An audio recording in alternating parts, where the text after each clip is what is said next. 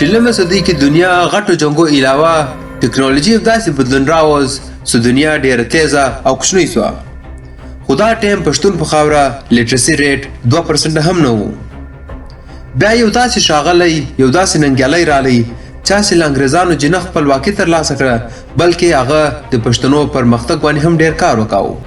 موږ خبره کوو د غازي امان الله خان.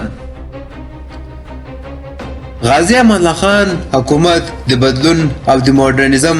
یو دوران و. غازي امان الله خان د امیر حبیب الله خان زوی او د امیر عبدالرحمن مسی و او غازي امان الله خان د پښتنو پرمختګ او د بدلون دغه نظریه له خپل پلار امیر حبیب الله خان جوړ پاتې شوی و. امیر حبیب الله خان له 1901 جشرو کې تر 1919 پر حکومت وکاو او بیا د خپل حکومت کې 1904 کې د افغانستان تر ټولو ماډرن او اول سکول حبیبه په نامه جوړ کو کوم کې چې د انګلیسي او د یورپا درسي نصاب هم وو. د افغانستان اول اسپیټال او هایدرو الکتریک پلانټ یې جوړ کو او کابل ته بجلی هم راوستله او له دغه سر د افغانستان ته ټول اول ګاډۍ یعنی موټر هم راوستل روډونه او په فیکټریانو باندې هم کار وکاو او له دغه سر د پښتون خاور هغه خلک چې نورو ملکو کې سیاسي پناه اخیستې وه هغو ته اجازه ورکو چې بیرته خپل وطن ته راتلی سي او په هغه کې تر ټولو لوی شخصیت محمود طرزي و کم چې بعد کې بیا پښتون افغان تاریخ کې یو ډېر غټ حیثیت حاصل کړو. غازي امان الله خان 1892 کې کابل سره نږدې پغمان په علاقې کې پیدا شو. دی د امیر حبیب الله خان دریم زوی و او خپل پلار په حکومت کې دی د کابل گورنر یا والی و او د فوج او قومي خزانه واک د پلاس کې و او بیا 1919 کې حبیب الله خان پغمان په علاقې کې د شکار ته وتلی و او هلته یې چا وویست او د یې شهید کو او بیا د له مرګه یوه ورځ بعد نصر الله خان کوم چې د حبیب الله خان رور او د غازي امان الله خان اکا و هغه د خپل بادشاهت اعلان وکاو. خو د دا بادشاهي تر یوې هفتې پروا هغه بعد غازي امان الله خان دی نه کو تسلیمه او ویلې چې ما پلار په قتل کې د ده هم لاس ته او بیا له فوج له مرستې سره د خپل ځان د افغانستان بادشاه کو او دی د افغانستان امیر جوړ شو او بیا دا چې 1914 کې دا لقب په بادشاه یعنی کینګ کې بدل شو او د خپل ټایم کې هغه حیثیت درلود کم چې په ایران کې محمد رضا او په ترک کې کمال اتاتورک درلود او د ناکامي وجه د نظریه نه وه بلکې څه داسې کوچنۍ خامیانې یا کوچنۍ غلطیان وې کوم چې بیا دښمن فایده واخیستله او دی بیا دغه باندې مجبور شو چې دی تخت پرېږدي او جلا وطن سي او د هغو اشاره دلته د خپل پلار حبیب الله خان هم کړې وه او له هغه سر کمال اتاتورک هغه هم ورته ویلي وو که ده په هغو باندې عمل کړی وی کیدای شي چې دا حکومت تر ډېر وخته پر پاته سوی وی او بیا د دا بدلون پښتون په خاوره پخپله هم لیدلی وی. او کوم ټایم چې غازي امان الله خان بادشاه سو دا ټایم د افغانستان فورن پالیسي واکمنۍ په انګریزانو پلاس کې و او دا هغه ټایم و چې اول جنګ عظیم تقریبا ختم سوی و او په رشیا کې انقلاب راغلی و. خو دا ټایم غازي امان الله خان انګریزانو دا وویل چې واکمنۍ او اختیارو ته پلاس ورکړي خو هغو دا نه ومنله او بیا دغه بعد 3 مۍ 1919 کې غازي امان الله خان د انګریزانو خلاف جهاد او د جنګ اعلان یې وکاو او بیا افغان او د انګریزانو مابین کې دریم جنګ وسو کوم چې په انګریزي کې تھرډ انګلو افغان وار ویل کیږي او دا جنګ پښتنو وګاټو او انګریزانو یو شرمونکې ماته وخوړله او د هغه بعد په سولې خبرې فایل کړې او تر یو میا سفر راولپنډۍ مسوري او په کابل کې د سولې خبرې کېدلې او بیا په اګست 1919 کې انګریزان په دا راضي سو چې دوی به افغانستان ته ازادي ورکوي او په خپله خارجه یا فورن پالیسیانو به پوره اختیار ورکوي او دوی به افغانستان پرېږدي او داسې بیا غازي امان الله خان د افغانستان خپلواکۍ او واکمنۍ یې ترلاسه کړه او بیا د دغه دسخطونه په 1921 کې وسو. غازي امان الله خان د افغانستان هغه بادشاه و چې د هېواد پرمختګ باندې بیخي ډېر زیات کار وکاو او ده دا غوښت چې افغانستان د نړۍ نورو پرمختګ هېوادو سره سیال شي او د خپل عصر د تورې نه بلکې د قلم عصر بالو او ده دا غوښت چې افغانستان یو ډېر پرمختګ هېواد جوړ شي او بیا د ازادۍ وروسته افغانستان تر ټولو اول خپله تړون له رشیا سره وکاو او بیا په ملګرتیا په دا تړون کې افغانستان او روس یو بلې په خپلواکۍ په رسمیت باندې وپېژندل او د روس بولشویک حکومت بعد ایټالیا هغه واحد لویدیځ هېواد و چا چې د افغانستان خپلواکۍ یې په رسمیت باندې وپېژندله او کم ټیم چې بیا د خپلواکۍ ترلاسه کړه هغه ټیم دی بیا یو اتل په نامه مشهور سو او دته بیا علما له طرفه د غازي لقب هم ورکو او بیا د هېواد پرمختګ لپاره غازي امان الله خان ایشیا او د یورپیا ډېر ملکو سره ډېر ښایسته سفارتي تعلقات هم جوړ کړو او د خپل وطن کې سکولان او هسپتالونه جوړ کړو په سکولانو کې هغه ټیم فرنچ جرمن او انګریزي به ورښول کېدله او بیا د هېواد پرمختګ او جوړېدو کې غازي امان الله خان 1922 کې په جلال آباد کې لویه جرګه هم راوغوښتله او بیا په 1923 کې د افغانستان لومړی اساسي قانون یې هم جوړ کړو کوم کې چې ټول افغانانو ته ازادي او برابر حقوق هم ورکړو او بیا د افغانستان لویه پلازمینه دارالامن په نامه هم جوړه کړه او له دغه سره د یو سوشل ریفارمز هم راوستل او سوشل ریفارمز کې د نیو ډریس کوډ او ښځو ته د ازادي ورکړل چې هغه ښکاره مخ کابل ته هم راتلی سي او بیا کوم سیاسي افیشل چې وو هغو ته ویل تاسو به یو ویسټرن ډریس اغوندئ او له دغه سره د نیو سیول او کریمینل کوډ یې هم ورشول او له دغه سره په ګډوډون او په ماشومانو ودو باندې هم پابندي ولګوله او د هغوی چې افغانستان یو کامیابه او پرمختګ هېواد جوړ شي دغه لپاره د ماډرن ریلویز جوړ کړو او هایوې سیستم یې جوړ کړو او له جرمنۍ چې تر ټولو اول ټرین د راوست او دغه دارالامن او کابل ترمنځ چلیدو او د دغه نقشې تر اوسه پر لا دورې پرتې دي او له دغه سره په کارو کې د افغانستان کم بریک چې دا کوم چې درې رنګونه لري هغه هم د جوړ کړو او دا هغه ټیم سیکولر سکولان جوړ کړو هسپتالونه جوړ کړو ریډیو سټیشنز یې جوړ کړو نیشنل ایرلاینز یې هم جوړ کړو او د ښځو ته هغه ټیم ازادي هم ورکړه او د پژېرې او برقا باندې هم پابندي ولګوله غازي امان الله خان په 1921 کې د افغانستان تر ټولو اول ایرفورس هم جوړ کړو له روس له مدد سره او له هغه سره بیا روسیانو دته 14 تیارې هم ورکړې او له دغه سره د افغانستان تر ټولو لومړی اساسي قانون هم جوړ کړو او د په افغانستان کې غلامي او فورسډ لیبر باندې هم پابندي ولګوله او بیا د افغانستان اول نیشنل آی ډي کارډز کوم ده دغه هم ور جوړ کړو او د افغانستان تر ټولو اول لیجسلیټیو اسمبلی هم جوړ کړه او غازي امان الله خان خپل اثر د تورې نه بلکې د قلم بالو او د لپاره د ډېر سکولان جوړ کړو او بخیر ډېر زیات کوشش یې کاوه او د سکولان نه خالي ماشومانو لپاره بلکې لویانو او کوچانو ته هم ور جوړ کړو چونکې هغه ټیم د افغانستان معاشي نظام دونې نه وشته د به ماخستن ماله خپل کلاسونه اخیستل او غټانو او کوچانو ته به خپل سبق ورشو او د سوشل ریفارمز کې تر ټولو غټ ریفارم یو دغه هم و چې هغه ټیم چې کوم غیر مذهبي خلک سي که سیکان او هندوان چې کوم هغو ته هم دا اجازه و چې هغه سکولانو ته راتلی سي او هغه دورې زده کړه کولی سي او بیا د افغانستان تاریخ تر ټولو اول ښځو ته مساوي حقوق ورکړو او ښځو ته دا اجازه ورکړو چې هغه په خپلو خوښیوانې واده کولی سي او د دوی حقوق حفاظت کولو لپاره هم د ریفارم جوړ کړو او دا حکم ورکړو ستاسو یو په کوچني عمر کې د یوې ښځې او یوې جلکۍ واده نه سي ورکولی او بیا د ښځو حقوق سره د غازي امان الله خان ښځې شهزادګۍ سوریه هم ډېر کار وکاوه سوریه تارزی په کابل کې تر ټولو اول زنانه سکول جوړ کړو او چې هغه کې جلکیانې راتلی سي دورې سبق ویلی سي او غازي امان الله خان د افغانستان نوې کرنسۍ افغانۍ هم جوړه کړه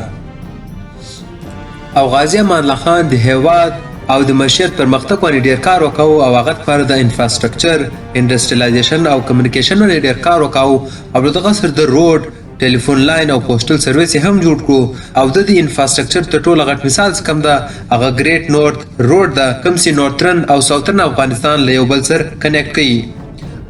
او بیا د حکومت کې له افغانستان چې تاشکند تهران او انډیا ته د هوایي سفر هم شروع شول او څنګه چې موږ خبرو کوله کم ټیم چې افغانانو جنگ له انګریزانو وګاټو هغه ټیم په 1921 کې دا فیصله وکړه چې دوی به افغانستان ته پوره اختیار ورکوي او د ډیورنډ لاین اخوا چې کوم علاقې دي هغه به هم بیرته افغانستان ته ورکوي. خو بیا یو څه وخت بعد انګریزان له خپلې خبرې جواب وشتل او بیا د ډیورنډ لاین اخوا چې کوم علاقې وې د هغو واکمنۍ افغانستان ته پلاس نه ورکوله او بیا افغانانو د 1921 تړون چې و د افغان او د انګریزانو تر مابینځ هغه ته غیر رسمي اعلان کړه.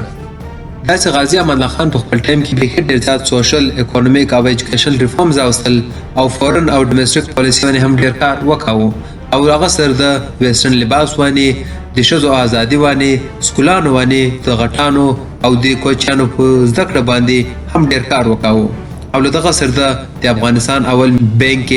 ملي هم جوړ کو او داسې بیا د کورټ سیستم هم جوړ کو چیرې چې به خلکو ته پوره انصاف ملاوي شي او هلته به خپلوانو او د خلکو مابینځ کې یوه خونریزي هم نه کیږي. داسې غازي امان الله خان د هېواد پرمختګ باندې کارونه کول او دا خواهش یې درلود چې افغانستان د نړۍ نورو پرمختګ هېوادو سیال شي. خدای په دغه کې بریالی نه شو. د هغه وجه دا وه چې هغه ټایم د دشمنان خاص طور پر انګریزان چې کوم هغه د خلاف داسې غټې پروپاګنډې وکولې. په 1928 کې د خلاف یې یو دونه غټ بغاوت جوړ کړو چې دی بیا په دغه مجبور وسو چې دی تخت پرېږدي. کال مخته بي بي سي سره په یوه انټرویو کې د لور ویل چې د په خلاف بغاوت کې انګریزانو پر لاس و او تر بغاوت مخته انګریزانو نوري هم ډېرې پروپاګنډې وکولې او له دغه سره دا کم ټیم چې غازي امان الله خان د هېواد پرمختګ باندې کارونه کول نو د نورو هېوادو حکومت په کار و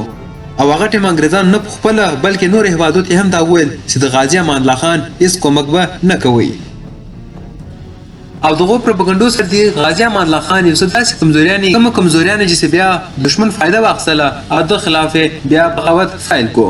هغه دا چې دنیا کې چې هر بدلون راځي هغه ټایم اخلي خو غازي امان الله خان بیخي تیز روان و او دغه بدلون بیخي زر تر زر راووست او د هغه نتیجه دا وه چې هغه ټایم افغانستان لیټس ریټ کم و هغه تر 2% هم کم و نو سیده به هغه ټایم داسې بدلون خبره وکوله هغه به د بې تعلیم یافته خلکو ته سوچ ډېره بالا وه نو هغه به دا سوچ کاوه چې دی موږ د کفر خواته بوزني او دی د کفر خبرې کوي. د هغه یو مثال داسې د کم ټایم چې غازي امان الله خان ورته ویل تاسو به انګریزي خولیانې هیټ سر کوئ نو هغو دا سوچ وکاوه چې موږ که هیټ سر کو نو بیا به موږ سجده څنګه لګوو نو دوی ویل که موږ هیټ سر وو نو موږ ته به سجدې ته ځو موږ تندی جده او موږ سر چې کوم د هغه به له مځکې نه شنلي نو دا خو موږ لمونځ نسو کولی نو دی موږ له لمانځه او له اسلامه دروي.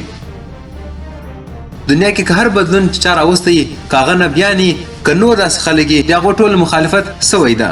ولې هغو به یو داسې د بدلون خبره وکړله کوم چې به بې تعلیم یافته خلکو سوچ بالا و نو هغه به د خلاف سو بیا دغه بغاوت به فعال سو او له دغه سر د خپل ریفارمز او بدلون یې دون تیز کړی و چې هغه بدلون کې د ډېر خلک او خپلوان یې د خپل ځان خلاف کړو. د هغه ټایم درانید قبیلې مصر سرور خان هغه د خپل هم کېدو د یو مخ هغه هم ویناوه او جیل یې کو او له دغه سر د یوه پروفیشنل آرمي او بیروکراسي هم نه لرله او د دغه اشاره دته کمال اتاتورک هم کړې وه هغه ته ورته ویل که ته هېواد پر مخ بوځنې او موډرنیزم راولې نو بیا به تا سره یو ډېره ښه او طاقتوره فوج هم یې ولې که ته په هېواد کې بدلون راولې او هلته بیا تا څوک له بدلون جدروي یا بغاوت کوي د هغو مقاومت لپاره بیا فوج ډېر ضروري ده. او د هغه یو مثال داسې ده کوم ټیم چې په خوست کې بغاوت وسو او دا جنګ غازي امان الله خان ډېر په ګرانو وګاټو ولې د سره یو پروفیشنل آرمي نه وه او دغه بغاوت کې منګل قبیلې سربیاباد کې سلیمان خیل علي خیل زازی زردان او احمدزی قبیلې هم له دوی سره یو سوې او بیا د غازي امان الله خان د حکومت خلاف جنګ وکاوه او د 10 میاشتو دغه جنګ کې 14,000 افغانان پښتانه مړه شول او دغه هغه اول جنګ و کوم کې چې افغان ایرفورس هم استعمال سو. کم ټیم چې دی بادشاه سو هغه ټیم د فوج تعداد 80,000 و او کم ټیم چې بیا د حکومت پرې شو هغه ټیم د فوج تعداد 11,000 و خالي. خو د دغه جنګ بعد د دغه باندې کار نه وکاوه چې دی به یو پروفیشنل آرمي جوړ کړي چې مخته که داسې بغاوت کېدو دی به د هغه مقابله وکوي او هغه به دغه نه پرېږدي چې ملک یوه خونریزي او بغاوت سره جوړ شي. او د مخالفت په چا خالي دا نه وه چې د موډرنیزم یا ویسټرنیزم راووست د مخالفت تر ټولو لویه وجه دا هم وه چې د یو سنټرلایز حکومت جوړاوه د دا غوښ چې هر اختیار له سنټرل حکومت سري او هغه د هر شي فیصله کوي ولې د هغه ټایم علما او قبایلي مشران چې کوم ډېر اختیار به هغو په لاس کې وو د هغو چې اختیاري وو د یو سنټرلایز حکومت جوړاوه نو دا چې بیا دا نور ډېر کم مشران او علما چې وو هغه د خلاف سو او بیا د موډرنیزم نظریه چې کومه وه هغه استعمال کړه او دته ویل چې ته کافر یې او بیا داسې کوم بغاوت چې په 1928 کې وسو دغه له وجې ډېر علما او قبایلي مشران د خلاف وو او د بغاوت یې فل سپورټ کو او بیا داسې 10 دسمبر 1920 کې د خپل شهزادګۍ او یو نور سرکاري او افیشل سر یورپا په سفر روان شو دغه سفر کې دوی 2 میاشتې تیرې کړې او 12 هیوادونه یې وکتل تر ټولو اول هیواد چې کوم هغه ایجپټ و کایرو کې دوی له شاه فواز سره ملاو سو او 10 ورځې دورې تیرې کړې هغه بعد دوی ایټالیا ته ولاړو او دورې هلته بادشاه سره هم ولیدل او د هغو پرایم منسټر سره هم ولیدل او د ایټالیا بعد بیا د فرانس او بیا بیلجیم او بیا جرمني ته هم ولاړی او دورې جرمني کې دته یو پی ایچ ډي سند هم ورکو او بیا دغه بعد د برتانیا ته ولاړی او برتانیا کې دورې د بادشاه جورج پنځم او کوین میری سره هم ولیدل او له هغه وروسته بیا د اوکسفورډ وایس چانسلر سره هم ملاو سو او بیا د اوکسفورډ وایس چانسلر دته یو د پی ایچ ډي سند هم ورکو او د برتانیا وروسته د یو بیرته فرانس او جرمني ته ولاړی دورې 3 او 15 ورځې تیرې کړې او دغه بعد بیا د پولند وارسا ته ولاړی او د پولند بعد بیا د روس ته ولاړی دورې له پطرس بادشاه سره ولیدل او دغه بعد بیا د ترکی ته رالی او دورې کمال اتاتورک سره هم ملاو سو او هغه وروسته بیا د ایران ته رالی او هغه بعد بیا د کندهار او بیا کابل ته راورسېدو او دا چې بیا کم ټیم دی له یوروپا چې بیرته رالی هغه ټیم بیا په افغانستان کې د مخالفت بیخي ډېر زیات سوی و هغه وروسته بیا د یوه لویه جرګه راوغوښتله کوم کیسې علما او د غازي امان الله خان خبر نسو سر جوړه او هغه بعد علما دا فتوا ورکړه چې غازي امان الله خان کافر ده او بیا په 1928 کې شنواري قبیلې لخوا جلال آباد کې بغاوت وسو او کوم ټیم چې په جلال آباد کې دا بغاوت وسو غازي امان الله خان خپل فوج هم تیار کو چې دغه بغاوت مقابله وکړي خو دغه سره یو بله خطره دا وه چې د هغه ټایم تاجک مشر حبیب الله کلنکاني هم په کابل پلار را روان سو او د بغاوت اعلان یې وکاوه خو داسې ډېر نظرونه شته هغه یایي چې دا خلک دغه وجې راپورته سو چې هغه د ریفورم او د موډرنیزم خلاف و خو داسې هم ویل کېږي چې دغه کې د انګریزانو او د روسیانو هم ډېر لاس و او داسې ویل کېږي چې هغه ټیم انګریزانو یو څه داسې تصویران هم شایع کړو کوم کې چې غازي امان الله خان سم نه و ښکاره کړی او غلط تصویران یې شایع کړو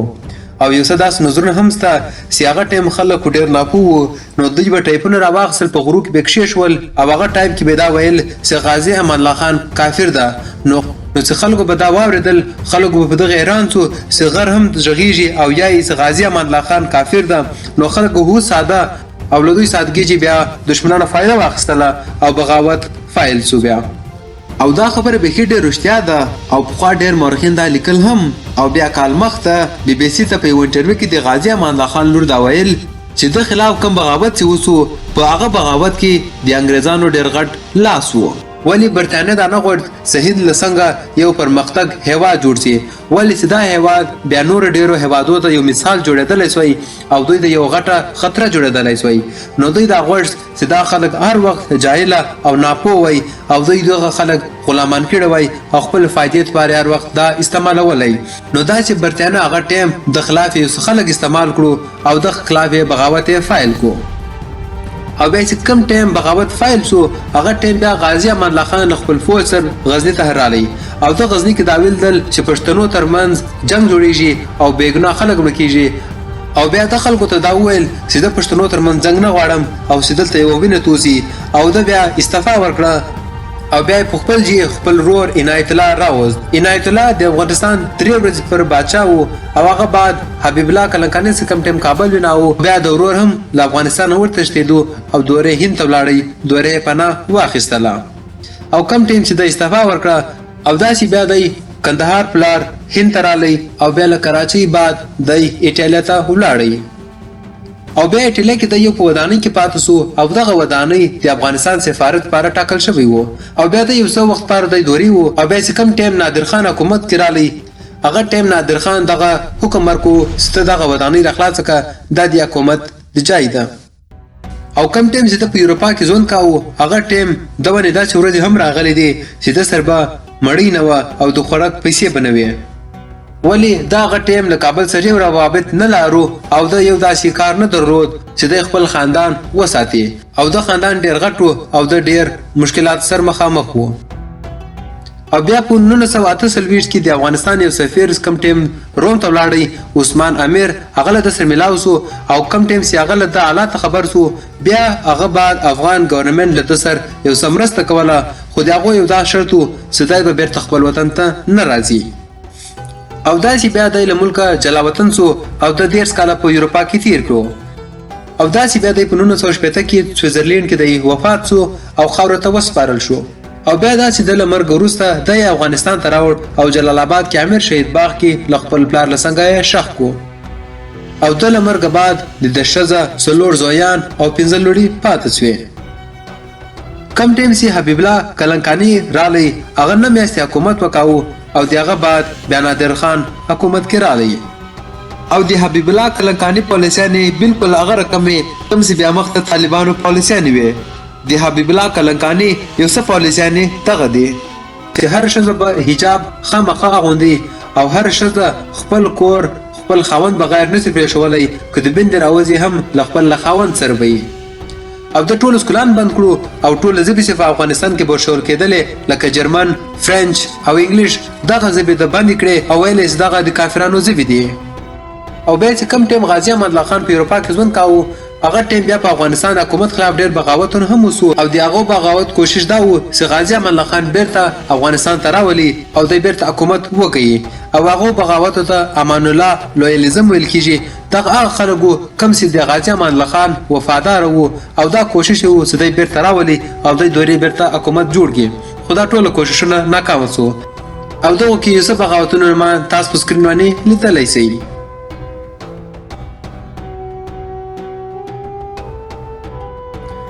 نو دا ویډیو کې تاسو وکتل چې څنګه غازی امان الله خان بادشاه سو او د سر ریفورمز راوستل او بیا د حکومت څنګه رنګ سو او دا چې تاسو غواړئ کده په ژوند او حکومت باندې تاسو تفصیل سره نور مطالعه وکړئ دا چې ډېر ریسرچونه او کتابونه ستا تاسو هغه ویلی شئ. او دا چې دا ویډیو تاسو خوښ شوي دا ویډیو لایک کړئ شیر کړئ او که څه رایې لرئ هغه په کمنټ کې راکړئ. تر بلې ویډیو پر خدای په امان ځان خیال ساتئ ښه چارې